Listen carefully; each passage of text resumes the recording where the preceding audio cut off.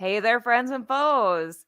Welcome to another episode of Cosplay Cafe. I'm Kelly, one of your Cosplay Cafe baristas. And again, you're watching Cosplay Cafe, part of the Cereal Box Network. And I'm going to play our credits before I bring everyone in.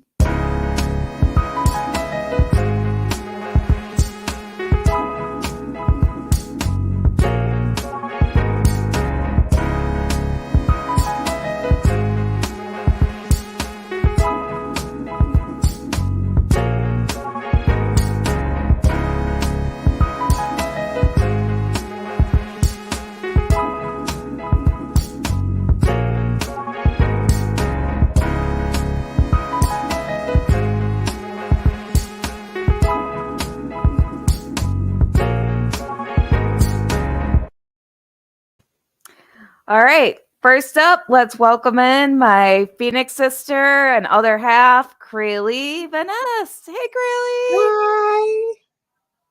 My dragon says hi too. Your dragon is so cute. We're going to hear more about your dragon later. Not a euphemism, people. And let's also welcome Andrea Starnes. Hey, Andrea. Hello, everybody. You look adorable. I decided to paint myself blue for the second time for the show. Why not? Because you like pain. Original characters. Original characters and original character designs. And yes. This week's guest, I'm really excited about. She is amazing. So, Valerie Meachum is a Midwest area cosplayer who is award winning. And she's also just the nicest person you could ever hope to meet. I was recently at Evening Carlin. Hi. I was recently at an event that she was not present at, but it was a Midwest cosplayer appreciation. And one of the things they did was nominate cosplayers for awards. And she was nominated for so many awards. Some of them were about just being kind to other cosplayers, and some of them were about craftsmanship. Like, this chick has it all. So let's bring her in so I can keep more praise on her and fangirl over her. So welcome, Vale. Hello. Hey. The fangirling mutual. Hello, everybody. I'm so excited to be here. We're excited to have you. You're amazing. Thank you so much for joining us. Congratulations on winning Best in Show at C2E2, by the way. That's a big deal. I was third. So thank you. Oh, you were third. That's right. Okay, that's still a huge deal, though. That is one of those cons that's, oh my God, to compete at. So if you even place, you're like way up there. I was literally in shock when they announced my name because, and it's funny because like I was backstage and looking at all this going, well, I will enjoy having walked across the stage. And then they said my name and I was like, wait, what? Been there. I know that feeling so much. And I mean, and I've been a judge and like I watched the show with a judge's eye and like I took on board kind of the things that the judges said to me. I'm like, okay, now I understand why they did it, but it could have gone so many different ways. There was so much talent on that stage. It was amazing. And the great thing about it is so many of them were new people because it was not a crown qualifying event because they skipped this past year with the crown because of all the schedule shuffling. And so the usual suspects weren't there. And it made room for so many people that we haven't seen before. And they were all just brilliant. That's what's so cool. Is like, yeah, the crown is really cool, but giving those people that aren't a well-known name a shot and let them be seen is amazing. Because there's a lot of talent out there. I don't think any of the three of us in the top three had been in the crown before. So, that was Eli. Awesome. Hello, Eli. And the other thing that I love that Repop has started doing is they have the separate. They call it the cosplay showcase on Sunday. That is more like a traditional masquerade in the sense that you sign up at the con. It's open to everyone. It's first come, first served, and it runs the gamut of skills. And it's so. I had to make sure to go and see that to see, because some of these people were complete beginners. Some of these have been some of our folks have been at it for years and years, and for whatever reason maybe hadn't competed on the big stage before, and to get to see them have that experience and hear the crowd go just as nuts for them as they had the night before. That's amazing. Which is something that Repop is really doing right. Hey, Derek. Hi, Derek. So here we are. Thank you so much for joining us. So first question, how did you get into cosplay? Oh boy.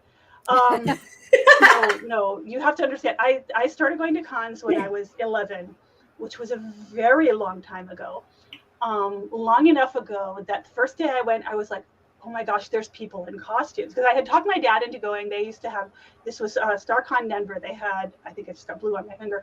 StarCon Denver, they had an announcement and at the end of Doctor Who on the local PBS station. And I said, can we go to this? Can we go to this? And my dad's like, sure, okay, fine. And so we went on Saturday and I'm like, there's people in costumes. Oh my God, this is so cool. And so literally on Sunday, I pulled stuff out of my closet. I had this little like shimmery disco dress and I took my ballet slippers and I made this cardboard ankh and I colored it silver with a silver marker. And I was Jessica from Logan's Run, which was still a current fandom at that time. That's how old I am. You do not look old enough for that, by the way. Never stopped. Cosplay keeps you young. It really does. House of youth, y'all. Well, continue. Yeah. Keep playing make-believe. Peter Pan never grew up, and they did that all the time. That's right. That's right. Mm-hmm. Also, and we'll get into this with the I have sworn off con crunch. Sleep is your friend. Stay out of the sun. Stay out of the sun. Drink water. Sleep is your friend. Trust me. The secrets of staying young. I love it. Yeah, and so I just never stopped. I went to the StarCon and StarFest. They split it into two cons, like when I was in high school. And I went to that all the way through. I started going to Media West when I was in college because I went to Michigan State. And I started going to a lot of the smaller, what we would call a LitCon now, the SF cons. And they have the masquerades that are on the International Costumers Guild model. And so that's what I came up in, where you've got the different skill levels, which I so much appreciate, because you don't have to feel like you're bringing a bazooka to a knife fight. You can, if somebody walks into the green room and like sees you and turns pale, you can go, oh, honey, no. A, you're not competing with me. B, you look amazing. C, you're not competing with me. And sometimes those first timers can blow your mind. Like I've judged contests where they're like, this is my first costume ever. And I'm like, well, I'm retiring. I'm done. I'm like, I didn't give it to you. I'm like, you did a bad job. Yes. Hello. Hey, Ryan. Derek says he's getting, I don't remember how to pronounce it. It's been so long since I saw Blade Runner. Chris from Blade Runner. Chris. Oh, yeah, I can see it. Yeah. Thank you. I can see it. I can see it. Ryan wants to know if dressing as his friend's fictional character, his friend writes Abraham Snow from the Snow series, does that count as original? Yes. I think it does. I would think so, because you're an insider there. So you've probably known this character since before they were actually on the page. So that definitely counts. Yes. Especially because I think so. I think most book cosplay would have to count as original, because there's, what are you working from? You're working from descriptions, maybe, but you still have to come up with the visuals yourself. Yeah, unless they have artwork that goes along with it, you really do have to create it all yourself. Yeah. And I specified this is original design and original characters. So as long as you're doing some original design, it counts. Absolutely. Yes. If you do a twist on like a Disney character, counts. Yeah, definitely. Like, hello, Merida down there. Yes. Yeah. Ryan wants me to get well soon. I've been sick for like 3 weeks. Oh. Like, I'm not contagious anymore or anything, but maybe you were not feeling well. Maybe I kind of blame you for getting me sick. Sorry. Yeah, you're lucky. I love you. Right. It could have been like any of the people. I don't think any of our immune systems are up to like traveling in cons anymore. Yeah, no, we're just not used to it. Ever were. I mean, con crud was always a thing anyway. And I went through 3 airports. Oh gosh. And I was in a con where nobody was wearing a mask. I mean, I don't care if you're wearing 3 masks. You're going to catch something. Yeah. So, okay, it's probably not your fault, Crayley, but I'm still going to jokingly blame That's you. okay. That's okay. You can just slap me next time you see me. I would never. Don't do that. No There's enough slaps. of that going around. Everybody Yeah. to us. And then I think it would be cool, since this one's original character, if we started talking about our costumes like way sooner in the episode than we usually do. Please, do I'm it. excited to see what everybody is. Cool. You can tell what Yes. I am. I mean, You but look you're gonna talk about amazing. your Oh my God, this your is so wishes that cool. you made. Yeah. Yeah. That was me the first time I ever went to a con too, Eli. It's the, oh my God, this is so cool. Like, there's other nerds in the world. Yeah. Johnny and said I lived hi. in. Hi, Jenny. Hello, John. Hi, Good Johnny. evening. And I lived in a little town in the middle of nowhere, eastern Colorado. So, and I was not the only nerd. For example, my prom date and I, for my junior prom, went to Who Fest in the daytime and prom in the evening. That's the way to do it. Yeah. And neither of us had a driver's license, so I think his parents drove us to. No, my dad drove us to the con, and my mom drove us to prom. I can't remember. Harley Davidson is the largest cosplay organization. Okay, I need Absolutely. Yeah, I can see that, because they've got like their own clothing stores. Right. Yes. And I've actually seen people use their vests. Like, I saw somebody modify one of their vests for Zoe cosplay for Firefly, and people, because they've got all this nice leather stuff that people incorporate in their costumes all the time. You know what? The Southeast Wisconsin girl is very proud of that. And for a while, the Harley Museum had the Captain America motorcycle as part of the Harley. Oh, cool! Like from the first movie. I did not get to go there while that was on display, sadly. But so that's about everybody's costumes. Oh, we still have more comments to get through. Everybody's so talkative tonight. Yes. Every night we only love the it. original characters. That's cool. We love it. Yes. Because Johnny is so creative. Johnny is a storyteller, and he's written stories about most of the characters he's cosplayed. Yeah, it's not just a costume. There's a whole history to what he's got. And that's becoming, and I think a lot of it was the explosion of TikTok and all the little interactive. People are creating their own narratives, especially on TikTok. And I feel like TikTok it's been the rise of the OC in the last couple of years. I feel like TikTok has allowed a lot of people who were doing Tumblr writing prompts and then starting their characters there to add visuals to it, and like encouraging them to get visual with those writing prompts that they've been doing for a long time. And Eli says, it counts. I'm pretty much the shaman stooge, so I should know. I think the shaman is one of Johnny's original characters. Yes, the shaman is. Very cool. Well, I tell you what, I like one of my dreams is like to have a character of mine, like from acting or from my D&D campaign or something, to have somebody cosplay it. So so John, you're living my dream. Good for you, Johnny. Like, we're very happy you survived COVID. Oh yeah, he did. Oh, yes, Johnny almost died, and man, well, we're very glad you're here. So glad. Yep. If he weren't here, none of us would be doing this amazing stuff. The Cereal Box Network wouldn't exist without Johnny. We love you. Yay, all right, I'm making the cut off at this Eli comment before we go into our descriptions of our characters. But keep commenting on the side. We'll slip them in between descriptions. Folks. We promise we're actually reading them, guys. We do know they're there. Even if we can't put it on the screen, we always read every comment. Yes. But Eli says, maybe fish slap, but no actual slapping. I would rather you actually backhanded me full force than hit me with a fish. I would be able to smell that in my pores for like a month. Yeah, no, neither one is happening. The fish slapping dance from Monty Python now. Yes. Finland. Oh, anything from Monty Python is great. Yeah. All right, so as our guest, Vale, why don't you start by talking about your costume? Well, this is as requested by Kelly, my Warrior Merida, which was actually part of a group at C2E2 that was organized by Charlie Rahe, the Warrior Disney Princesses, and it was actually originally supposed to be for Wizard World in 2019, I think. Very cool. And this is who all got it together for that. Rapunzel is Charlie, Anastasia is Claire, Wench 2.0 on Instagram, and Elsa there is Elemental Cosplay. So this photo was taken by Eddie B Photos, and we had a good time. That's so cool looking.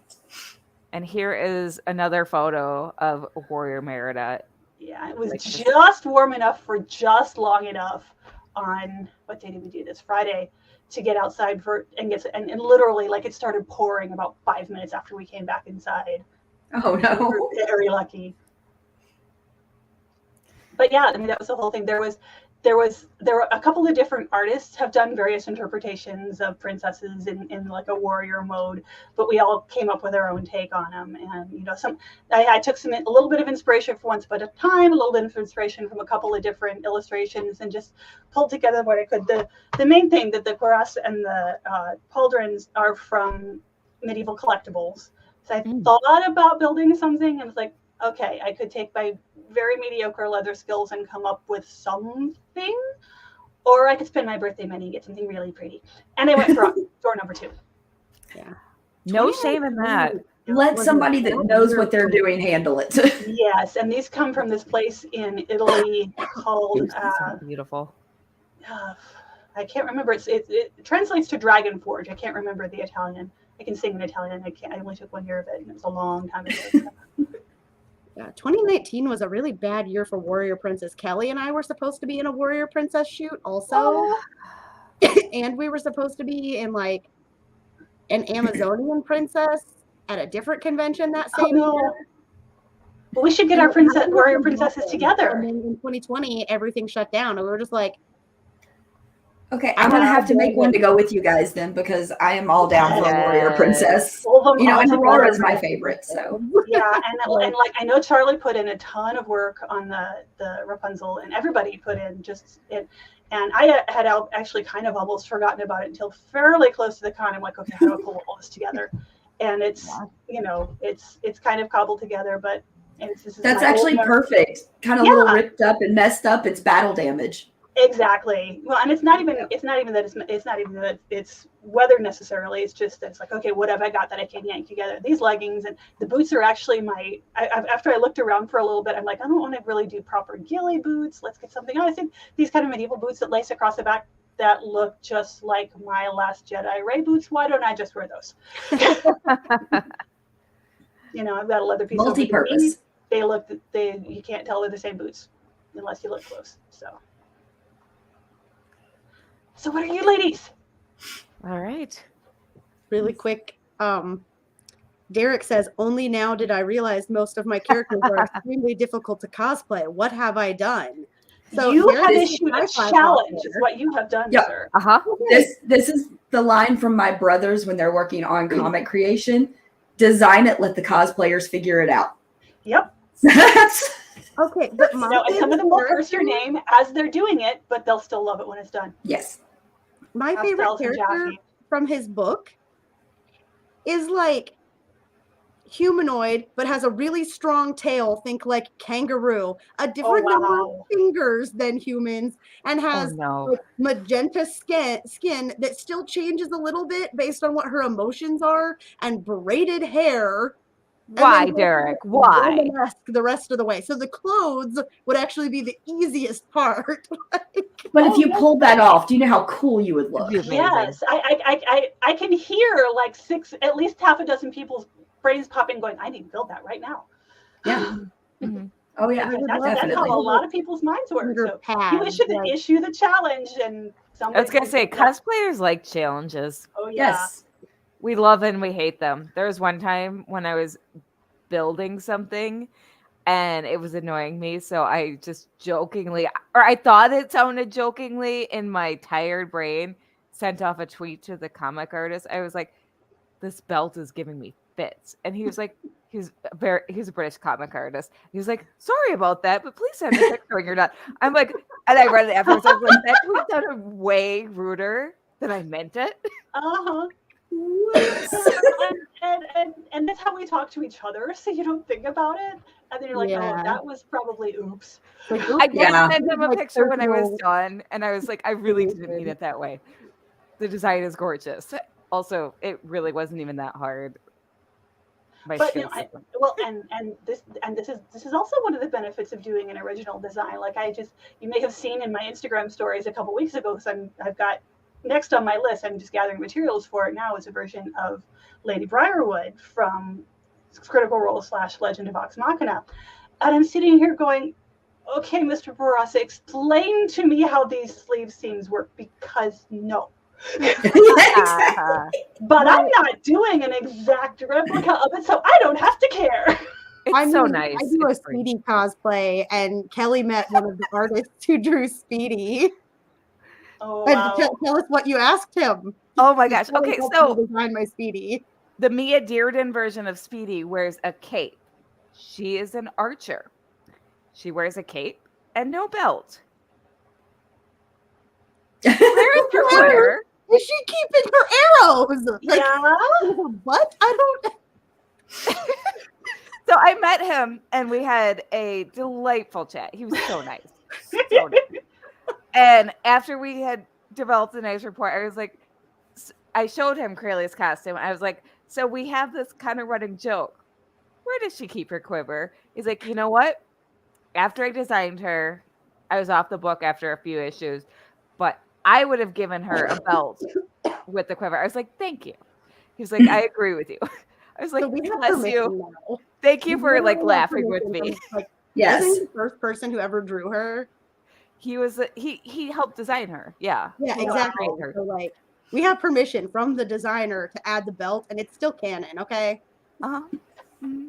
There you go. I'm against making alterations, but that one's canon.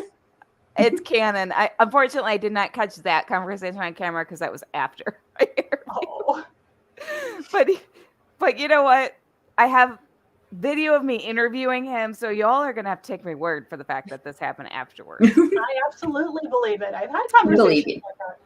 Also, I feel like the cosplay community doesn't quibble as much.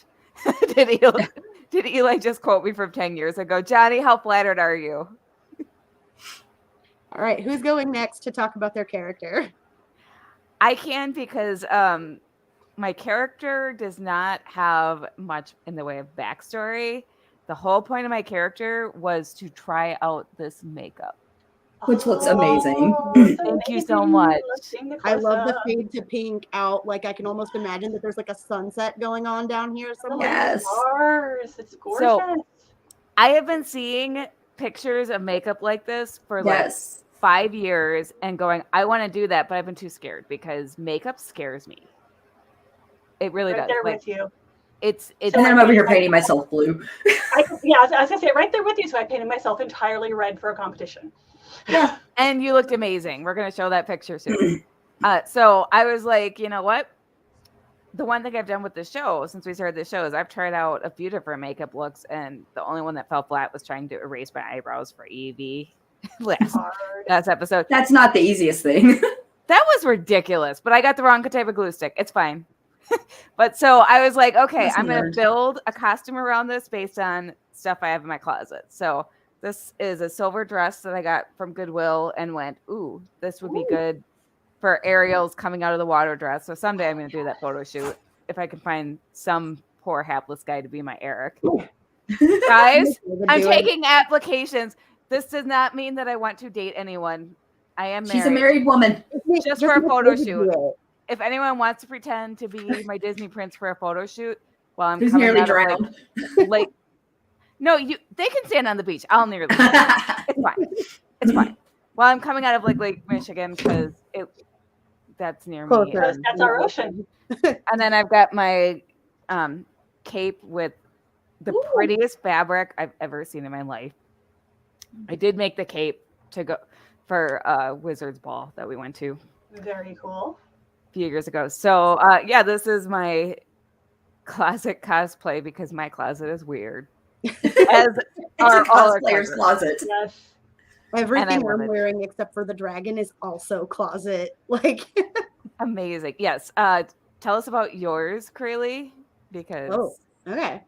So I have this buddy here. Oh, so more of when we do our cosplay catwalk, but like yes. I really, really like the movie Reign of Fire, which if you've never seen it, in like present day London, a construction crew hits like a sleeping dragon vault area where they've been hibernating for centuries. And so now humans have to remember how to fight dragons or else they're all going to die. it's like really underrated. Like the acting's really good, and like the world building that they did, like you can fill in a lot of gaps on your own, but you don't have to. Like, so there's like a lot of room to play around in it. And also there's this whole thing where like certain UK residents have been like, well, there's all these castles, let's do what we know. And they go hide fortress wise. Whereas Americans who didn't have the visual reminder of the castles, I guess, decided to like more or less declare like modern war combat against the dragons. Like, sounds like America. I was gonna say it's so very something else I like, you know. So anyway, I imagined this character as like a couple of generations in that eventually dragons and humans learn to coexist. So I am in like urban fantasy modern day dragon tamer, and this is my dragon baby. Look how sweet he is. He would never burn you alive in your castle, probably. Does he have a name? I have not decided on his name yet. I keep looking through like names of literary dragons, and like none of them are as sweet as him. Look at him. He is so precious. Cute. Now, where did you get the dragon? Okay, so I got this from our friend Cindy Kep. She has like C Kep Creations and a website. I actually have it here if anybody wants to screenshot their screen or like pause on the playback or something. Studio Hubris wixsite.com/CKOEPP/store if you're listening to audio only. But yeah, you'll see more when we stand up. But this is just me imagining. I'm still Krayley. I'm still me. It's just been a couple generations since the dragons woke up, and I have made dragons my buddies in this very antagonistic, like the amount of fantasy loving kid didn't want a pet dragon. Yeah. Right. I feel like you would do that though. Right. It takes a lot of headcanon to get to we're hiding. They're like the most mindless, violent animals we've ever encountered in human history to, okay, we're friends now. Fair. Because I said so. Very fair. That's what humans do. Mm-hmm. Oh, yeah. And dogs were wolves. That's right. And cats? Come on now. And cats. No, cats are still, they're on another level. And yet... They're our buddies. They are, mostly. Especially Andrea's cats. They tried to come home with me. And, yeah, my cats were trying to get in Krayley's suitcase for 2 days. I'm a little jealous that they didn't try to come home with me. Yeah, they still cuddled you a lot. I know. I loved it so much. I would have taken them home with me. Well... Your rabbits would not have appreciated that. Yeah, they might not have gotten along. Eli knows where it's at. He says Reign of Fire is unappreciated. I need to watch this. Yeah. It wasn't even appreciated even in the 80s when it came out. Where it's like, oh, this thing is stupid. I'm like, are you kidding me? There's dragons in like contemporary. This is awesome. I could have sworn I saw it in theaters and I wasn't alive in the 80s. Maybe it was a re-release or like something. Yeah.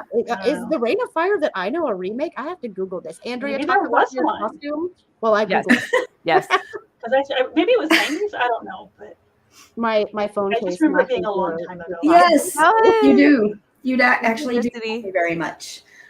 So the character that I'm doing is one I've created for a comic that my brothers are producing called B Movie Saga.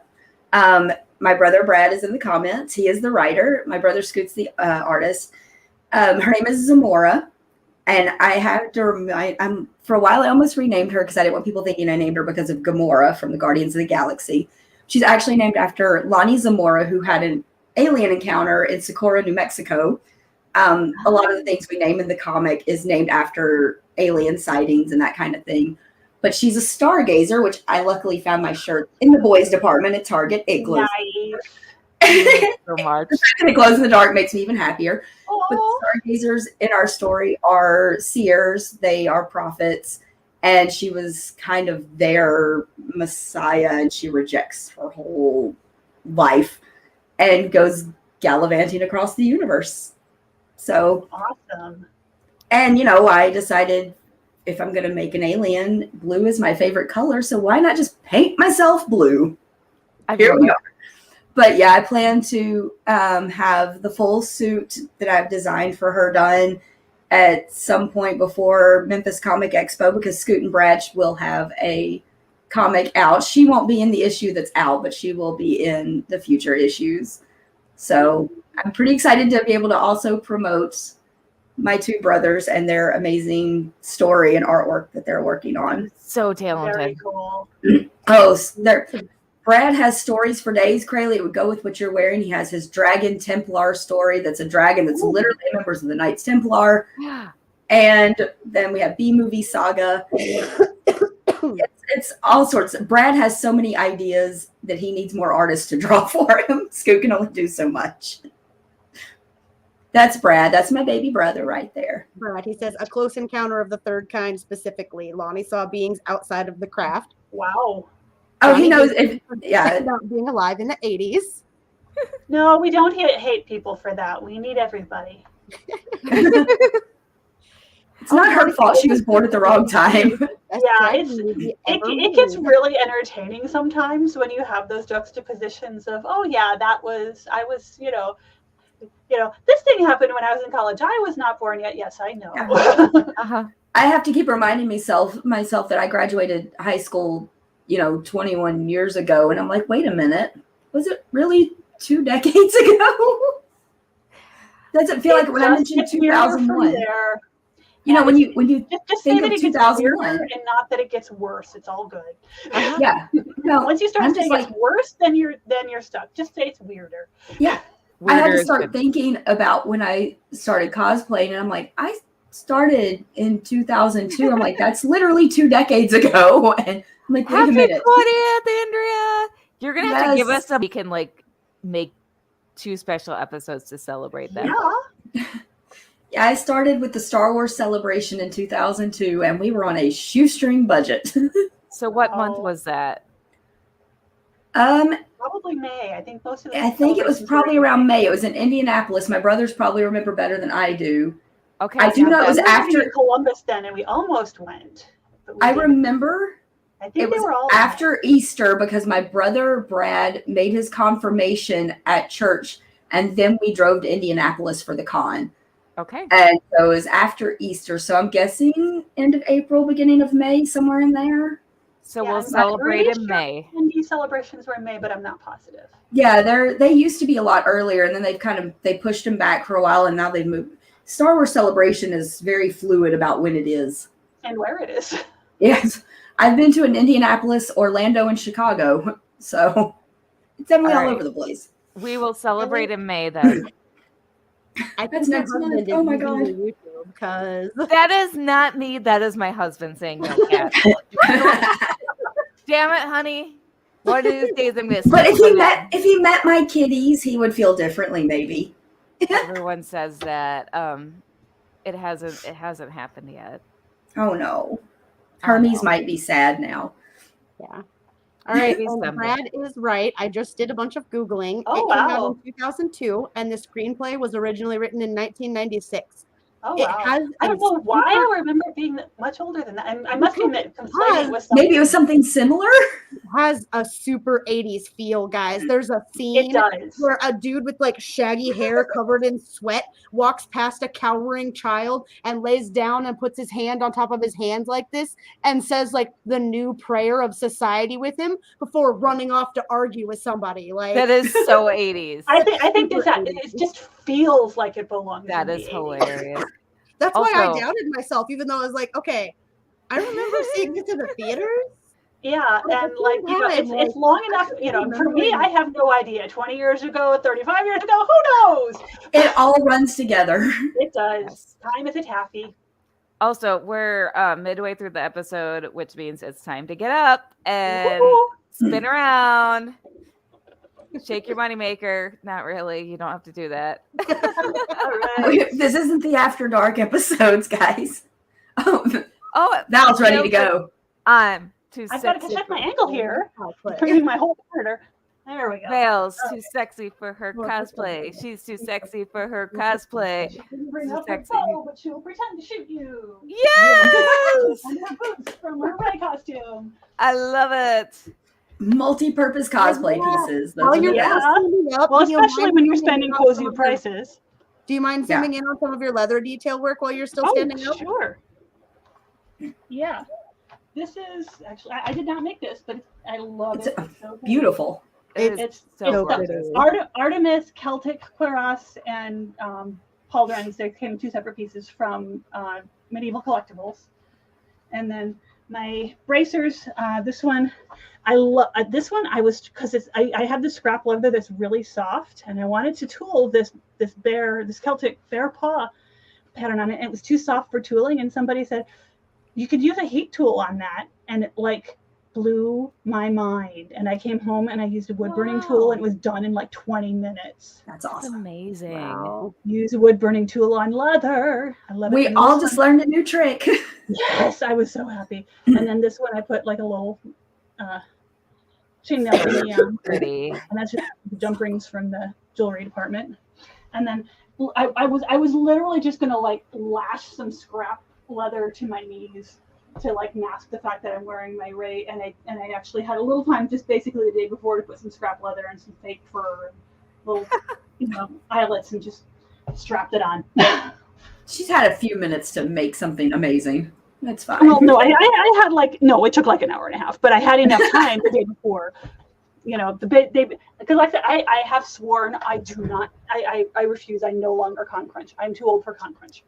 Yep, so, same. But I'm like, okay, I can come up with something, because I was literally just going to take the scraps with me to the hotel and tie them to my knees. And I'm like, I can do a little bit better than that. So listen to a podcast, take an hour and a half, throw together something sustainable. You look amazing. It's so awesome.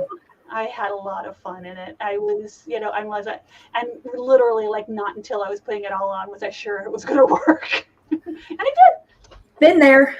Yeah. Sometimes con day is the first time I've ever had the whole costume on. I try to avoid that, and usually it's all done in time, but I haven't had a chance to like try it on. That happens to me frighteningly often. Well, the scary thing about that is like, oh, I thought I made this so I could put it on myself. Help! Yeah. Considering the number of times I have cried because I don't fit in the pants that I packed, you'd think I wouldn't do that to myself anymore. Oh. Like, and yet here we are. Yeah. I blame someday lesson will be learned. We have all had those moments. Yeah. Stretchy pants. Derek has a question for our guest.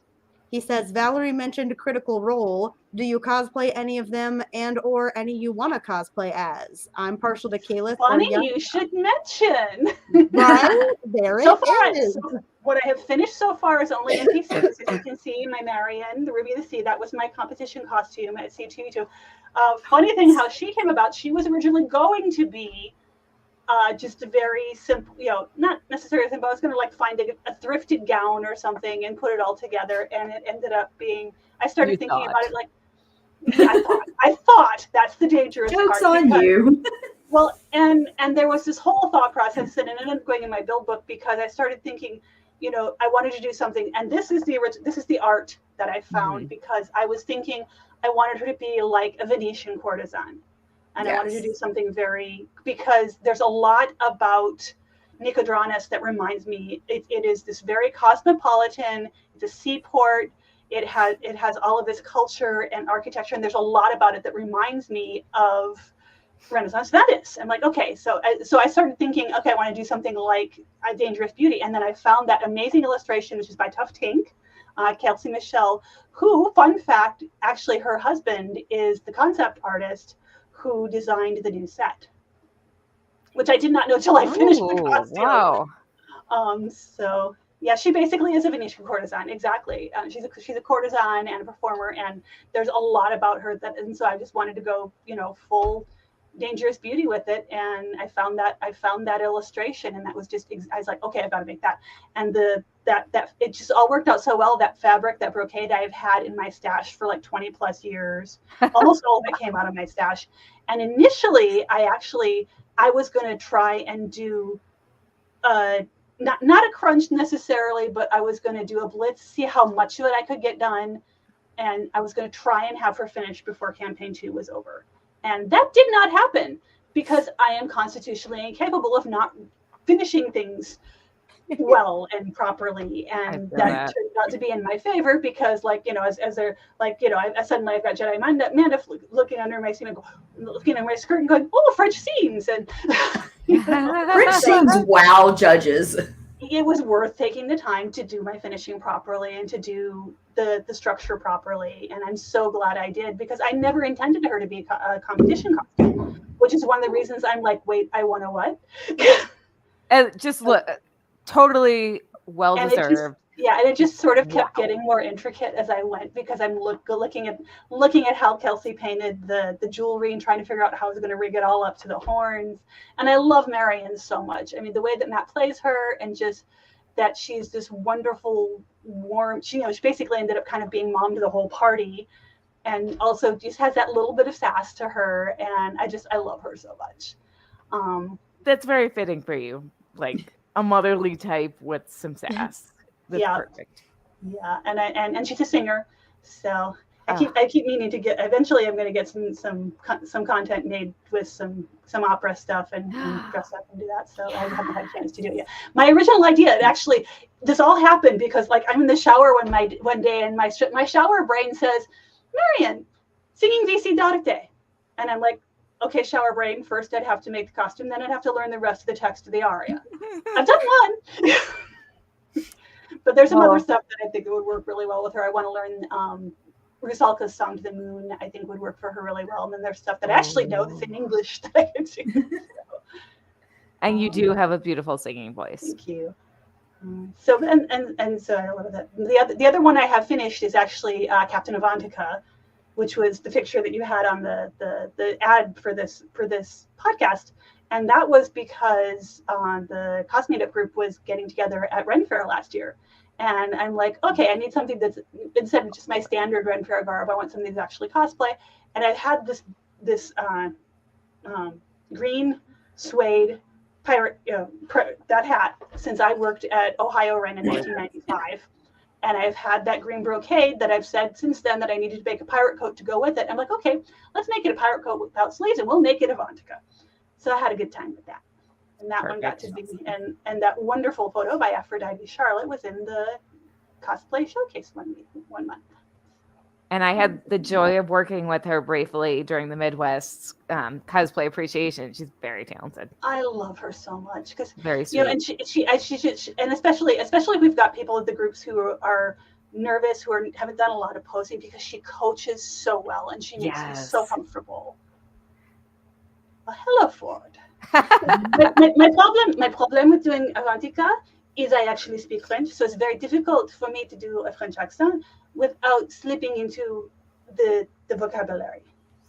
So I can do a French accent for like 2 sentences and then I just start speaking French. My brain just can't handle it. There is nothing wrong with that at all. Well, except for I can't understand you. Yeah. Okay, I can understand a little bit of French. And then started taking German while still taking French. And I kept slipping into a French accent in German presentations. Oh no. Yeah, when I people have told me that because I can pronounce German reasonably well. I haven't actually taken it, but I've sung in it. Hey, Drew. So, hello. And so like when I'm trying to read, when I sing it, I'm okay. When I'm trying to read the text, people are like, you have a French accent. I'm like, how? Okay. And it's because it's the first language I took. There's such a misconception about singing in German. People think German can't be pretty, and I'll just like break out into like a Silbermond song or something and be like, you're just wrong. I can't do it right now because my throat is so sore, but I will sometime if anybody ever remembers this. It is like, Krayley, you said that singing in German can sound pretty. I'll do it.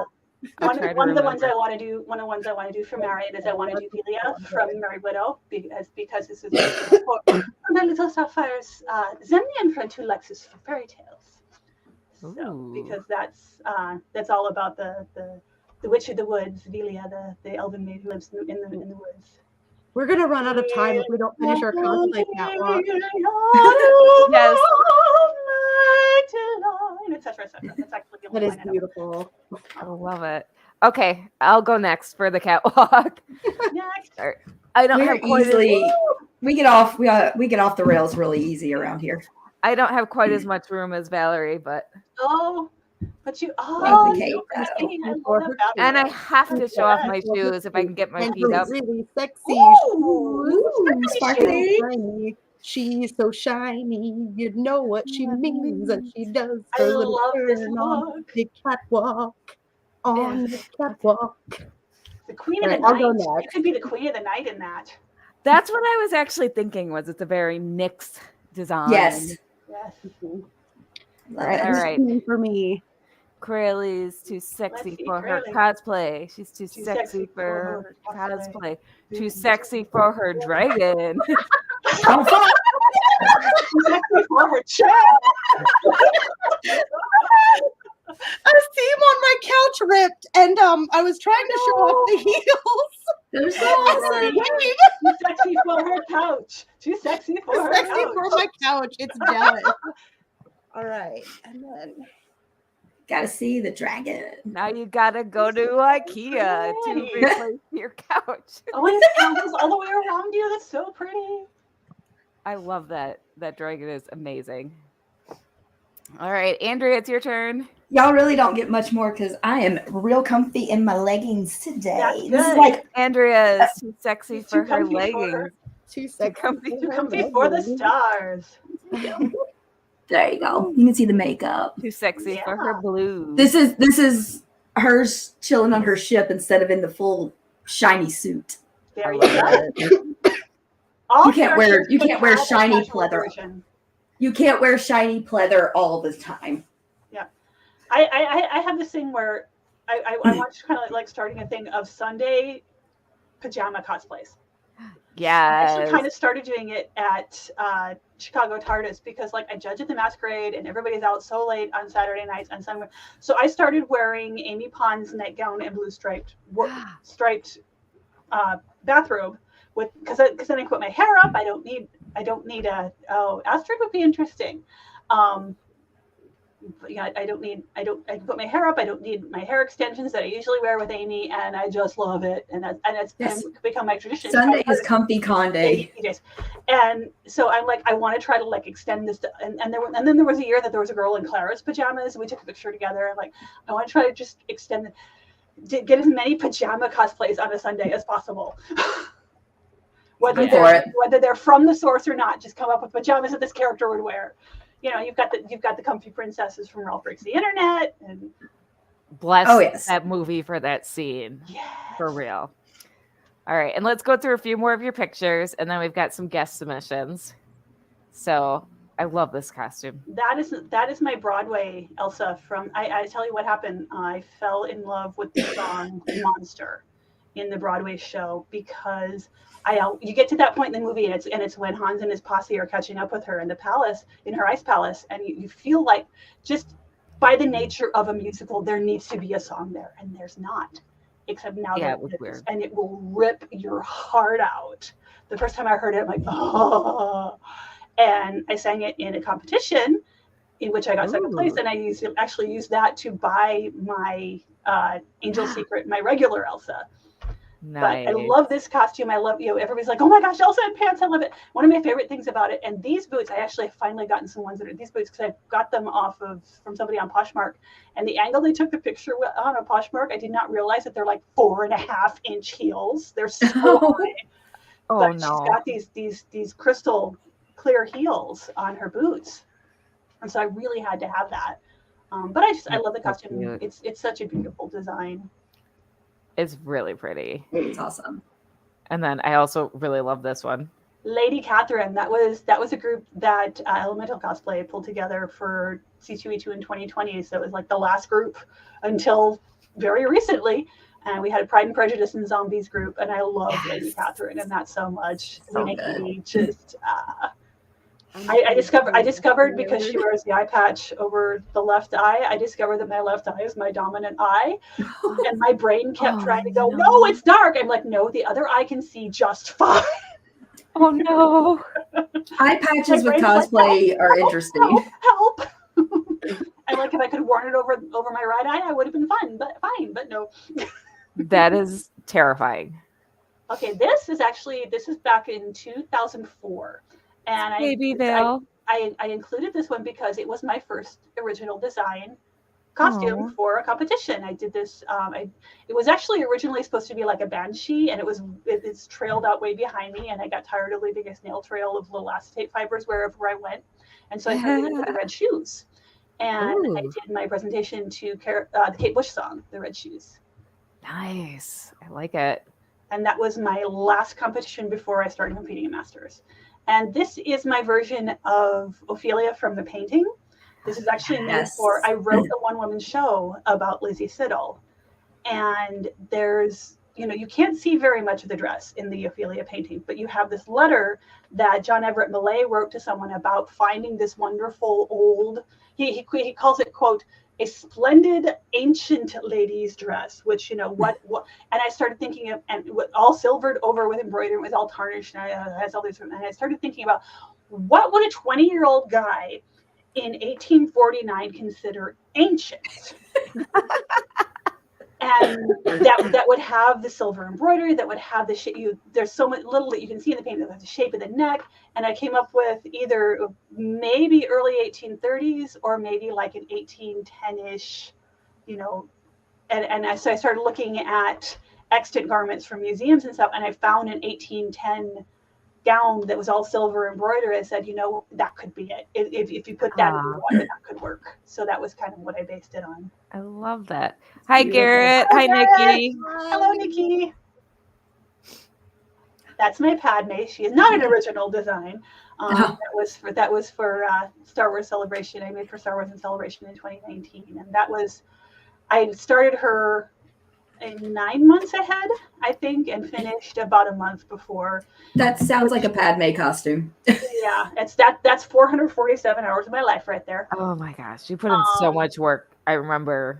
Yeah, and that's the one that I love, because I like carry around in my pocket because I have a pocket just inside on the inside of the robe, and I carry around a sample of the smocking to show people how it's done. And they're like, oh my God, I wouldn't have the patience for that. And it's the mindset of, hobbies are things that you enjoy spending time doing. Yes. Yeah. And the thing that you have to figure out is, do you enjoy making the thing? Do you enjoy wearing the thing? Do you enjoy having made the thing?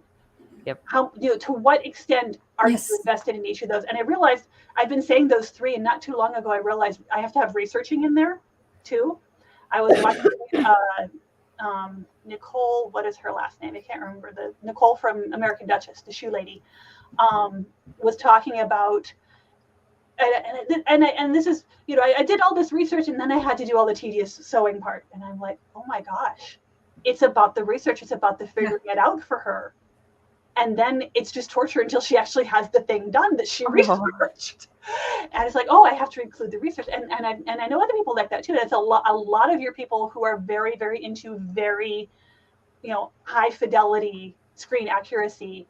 It's about the research. It's about the figuring out how they did it, not necessarily the actual doing it. They want to have done the thing that they figured out. So to so many people, the actual doing it is like torture. And to me, I actually missed this when I was done.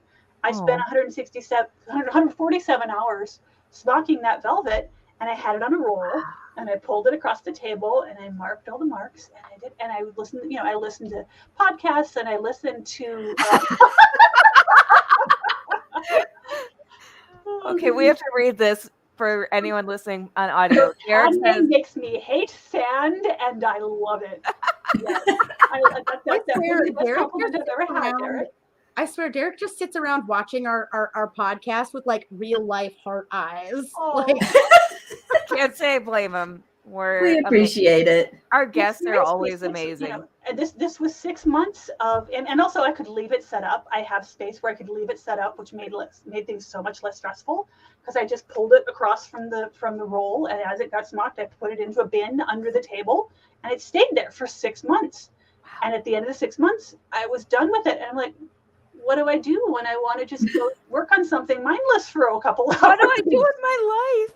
And then, you know, and I just had something like that just finished. Getting back to, I'm actually working on a keyleth, and I just did the last few rows of leaves on the outside of the Mantle of the Tempest, and that has been for the last about 6 weeks. I will just go and pin leaves and sew leaves and pin leaves and sew leaves, and now there are 2,000 leaves and they're on there and they're all done. I'm like, now what do I do? I just want to go listen to a podcast and do something mindless for 2 hours. So yeah, keyleth I want to have done. I'm going out to my parents in Colorado in July, and I want to take pictures of their house in the mountains because that's my Zephyra. This is not my first, but one of my very first competition costumes. This was in 1990 or 91, I want to say, when I was in college.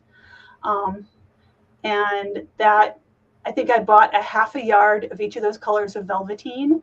And I remember sitting and I freehanded all of the jewels, and I didn't plan at all the jewels and the sequins. I just sat there and kind of made it up as I went along. It's a little wonky. I actually still have that.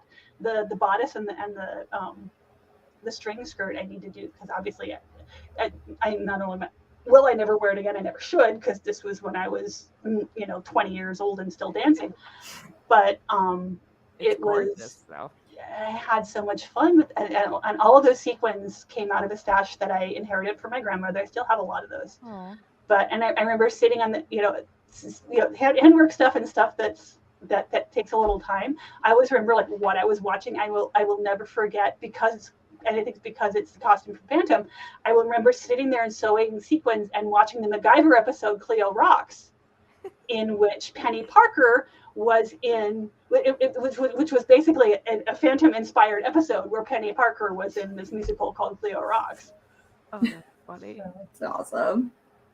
And that was also the first time I did any kind of hair extensions. I bought these weird hair extensions that snap together and body into my head, and then colored the top part of my head. That's my clockwork droid. I have the distinction, as far as I know, to be the first costumer to do a clockwork droid. I did that in 2007, the year that the episode came out. And next to me is Lynette, casual costumer, who did a wonderful, quite accurate of the man, the clockwork man with the knife. Mine, I had, and again, I have had this fabric in my stash for years and years, and I've been meaning to make an 18th century dress out of it. The number of times that I'm like, this needs to be something, this general thing, and I'm like, okay, I have this character that wears that general thing. I can finally make this thing. Yes, that's why you don't throw fabric away, people. Yes. So I don't ever throw it away. I just give a bunch away. Have we said hi to Robin? Hi, Robin. Hi, Robin. Sorry to talk over you a little bit. Mashups are some of my favorite original designs. I love mashups.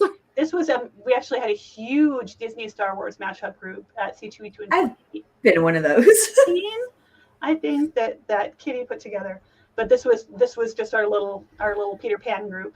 And that's awesome. Our Kylo Bell there on the left, AA Cosplay, she had made that a couple of years before. I'm like, I should make a Wendy Ray to go with that, and that was just a spur of the moment thing.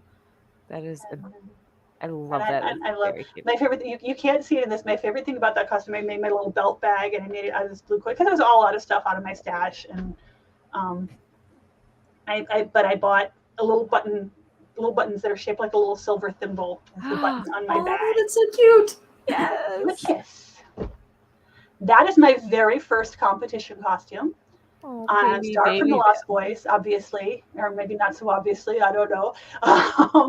It was fairly obvious at the time because it was 1980. But yeah, that was my freshman year of college, and I used thrifted curtains, and the jacket came along with and again, I just sold that on Etsy last year along with the velvet halter dress that it came, which was actually a friend of the family when I was in high school gave me that. It was her prom dress in 1979, and it had a little tie at the waist of the bolero, which I had sort of whip stitched back underneath the jacket there, and the top I think I just got. So it's half closet costume and half I made the skirt out of curtains and put Rue fanciful Scarlett O'Hara in my hair in the hotel. I've made a few things out of curtains, so I get it. The hotel bathtub was black. And that's baby Val. When people say your first cosplay photo, I'm like, oh, I don't have those, but this is the oldest one I have. Oh. And now we've come to this design. All right, that is my, as I have written on there, Empress Elphaba the Extraordinary, and that is I was originally going to do it as my crown entry for 2019, and then they announced that Star Wars Celebration was coming here, so I made Padme instead. There. And so then she was going to be for last year, and that didn't happen. And the crown didn't happen. And then I actually have started working on her, but she's not going to be ready for the crown for this year because the amount of time that it's taken to sew the sequins and the beetle wings on each of those scales for the skirt, because it's kind of inspired. The idea here is, what if she took the wizard up on his job offer? And like the same Emerald City couturiers who made Glinda's bubble dress got a hold of her. Ooh. I love that so much. I love this so much. You have to send us pictures when you make it. It's going to be my crown entry for 2023 is my goal right now. And I just kind of, it takes, I took thought of Susan Hilferty talks about her design concept being twisted Edwardian. And so I've got a lot of, I kind of took some elements from some of the other Emerald City costumes. I got some stuff from like Worth gowns of the turn of the century. Oh, Worth gowns. I could do a whole show talking about Worth gowns. And then, and that little bit of the structure, kind of like Glinda's bubble dress, but less floof, which means I only have to make 41. Hi, Clyde. Hi, Clyde. I only have to make 41 of these little scale things. And the reason that they're scales, the Time Dragon clock gets mentioned in the show, but in the novel, it's this very important thing. It's this, the clock of the Time Dragon is this really weird, like traveling contraption story, fortune telling / very strange thing. But Elphaba was actually born inside of it. Her mother had run away from, I don't remember why she ran away. I just reread the book 2 years ago. I can't remember why. But anyway, there's a storm going. Yeah, somebody was like chasing them or something. But anyway, so she was actually born inside the clock of the Time Dragon. And there are all these references there's because there's so much, you have all these layers of mythology and religion in the world building. And Elphaba and Nessa Rose's nanny talks about some of the that she's part of the old faith, and she talks about some of the really very old kind of pagan mythology type things. And one of the things she talks about is the dragon that dreamed Oz into existence and sleeps underneath it and will burn it. One day will wake and will burn it all. And there are so many textual things connecting Elphaba to the Time Dragon and to dragons in general. So that became my inspiration for the design. Very cool. The book is hardcore. If you've only ever listened to the music or seen the musical, like the book is going to be a shock. I read it's much darker. And then when I saw the musical, I was like, this is so comparatively family friendly. I'm okay with it. It's a beautiful musical, but like, what? Yeah. And I did. I'm glad I did it in the other order. I'd make curtains. Yeah, we all make curtains. Or I've got curtains in my fabric tote too. Yeah. Or Scarlet with yardage. Yeah. No, curtains are the best, man. For you get some good fabric out of them. Yeah.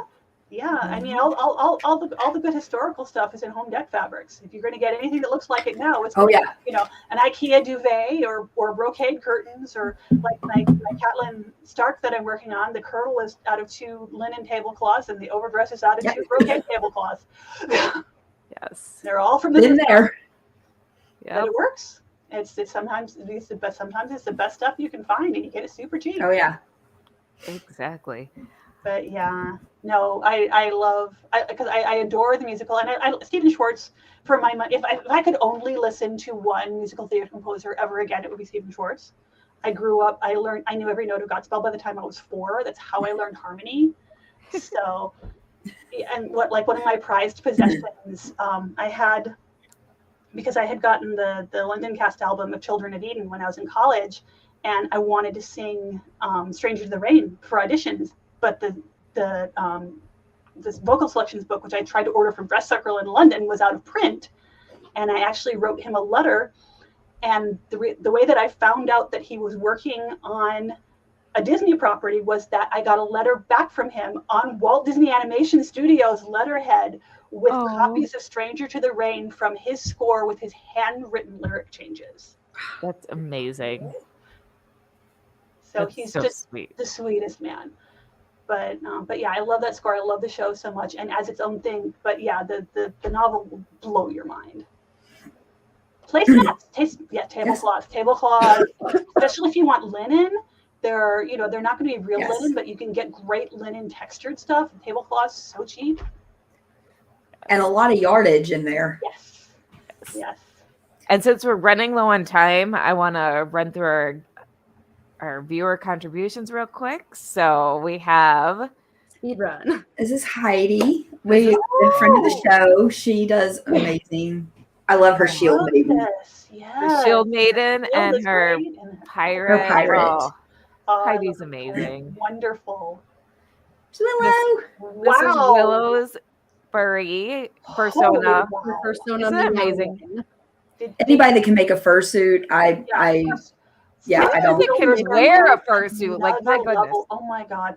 She commissioned it, but her poses are so natural and striking. Like, oh yeah, they're so adorable. And these are wonderful. This is Angel's pirate, Ruby Storm. Angel's a friend of the show. She does. She actually is in a pirate fight club, y'all. That's what is so awesome. They do sword fighting demonstrations and stuff here in Memphis. Oh my gosh. We don't talk first of all, pirate fight club. I had to show. Sorry, guys. I had to kind of show off a few of mine. Oh my god. Thank you. I just wanted to. I was like, oh, this is a little arrogant, but I have to show off a few of mine. Not arrogant. We're here to show off our cosplay. I love my Queen of Hearts. Xenon Cosplay is another amazing local Memphis cosplayer. We've shown their work off a few times. I love the biblically accurate angel over here. Right. Yes. Oh, that's beautiful. This Lulu's cosplay submitted several to me, and they're like, yeah, I haven't been in the game for a few years. I'm getting back into it. I'm like, well, you're amazing. Yeah. Oh, there's some more coming from them. Oh, yeah, they didn't upload an order. I'm sorry. This is fabulous. Okay. This is Clyde Hall, and we he didn't love give me his fun. prints. But yes, this is awesome. This is more from Lulu. Yeah. It's Lulu and her daughters cosplaying. Nice. So beautiful armor work. They said the Rainbow Dash was the first one they ever made.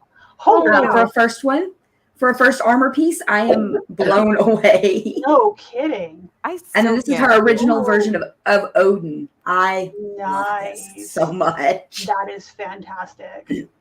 And the last picture we have is... This is artwork from my brother Scoot for their comic B-Movie Saga. These are the two main characters. This should be coming out pretty soon. It's Henrietta Collins and Etienne Grele. They are an American and French astronaut floating around the universe. I'm gonna cosplay that. Cosplaying it too. Will look fabulous. Oh, look, we can't wait to see cosplayers from B-Movie Saga. It's going to be great. My Keyleth will not be able to transform into a goldfish, alas. What?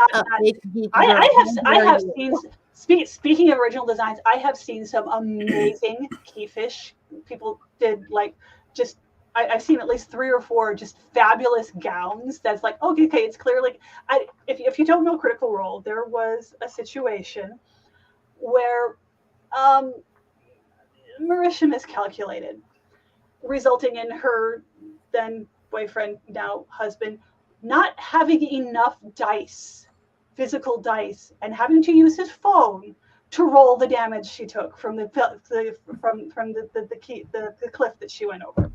And this was 5 years ago. She's never going to live it down. It was one of those moments, and she was just like, "Wait, you're lying."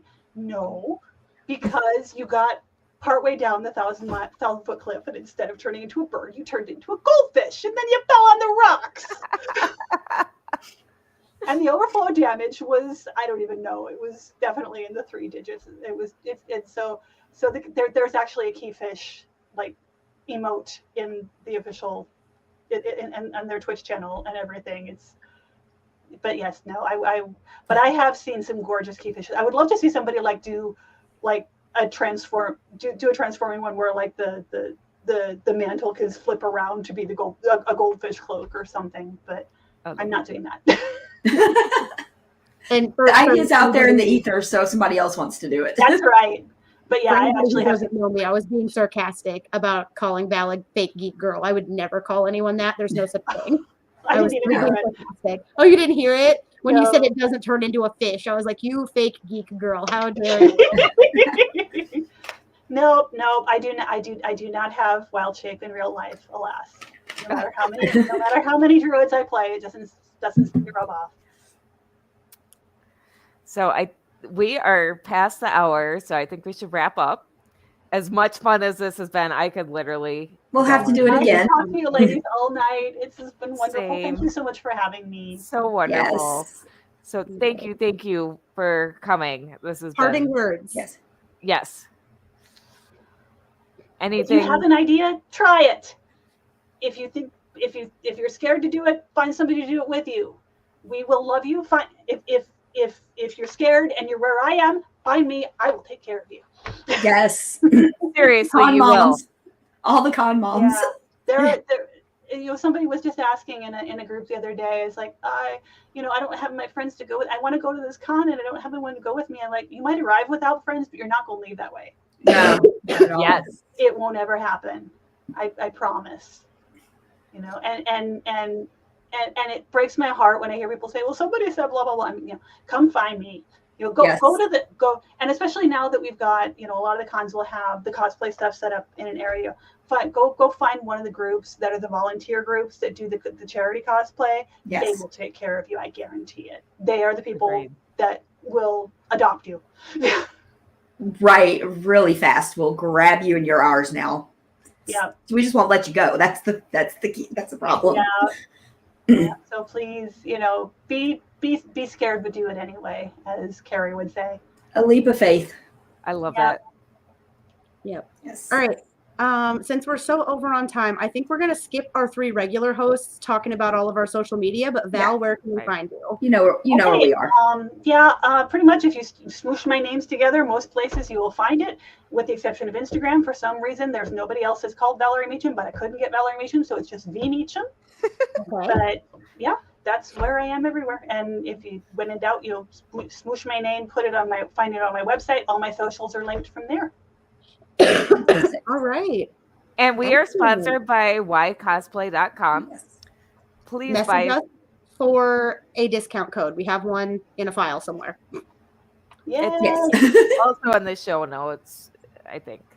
Because somewhere you should not be afraid to do is buy your cosplay. But if you can't message us, we'll, get you those discounts. Yes. All right. Well, thank you. Yay. Yep. I'm going to talk about my Pokeballs for like 1 minute for the people who are still here. Okay, this is not an official part of the show anymore. This is just shameless Oh, wow. You want them. They're amazing. They're beautiful in person. So cute. We're doing this instead of Kelly's book trailer tonight because I just uploaded 20 new products wow. in my Facebook album at Pokeballs.Crayley, at Pokeballs by Crayley on Facebook. I have an album called Items Available for Sale. And I had made a bunch of stuff and then I got really sick for a really long time and couldn't even upload stuff. So there's a backlog now. And so a bunch of stuff is available. I'm going to keep posting more. If you message me and tell me that you watch the show, I will probably give you a discount. So let me know how you found me. I've got more than just Pokeballs now. I've got that Cubone planter and I've been doing mugs. I have the mugs are so cute. Yes. I can't. Thank you. I have dog-shaped Pokemon in an actual dog bowl with a little dog house. I'm really branching out this year. So if you want something, I do custom work. Pokeballs by Crayley on Facebook or Instagram. They're worth it. On Instagram. Thank you. Yeah, here's one more close-up of just a standard Pokeball. Holy wow. And they're a lot bigger, guys. You hold them in your hands like this. They're huge. They're bigger than a softball. So wow. Yeah, 5.5 inches in diameter. And they come with a stand. So if you're still here watching, thank you so much for listening to my Pokeball spiel. It was not super prepared because I have been so sick for so long. Okay, you just have to show us the pictures. They speak for themselves. Trust me, they're amazing when you get them in person. My brother Scoot loved the one he got for his birthday. Right. Good night, everyone. Thank you for sticking around with us. Bye. This is part of the Cereal Box Network. Bye, guys.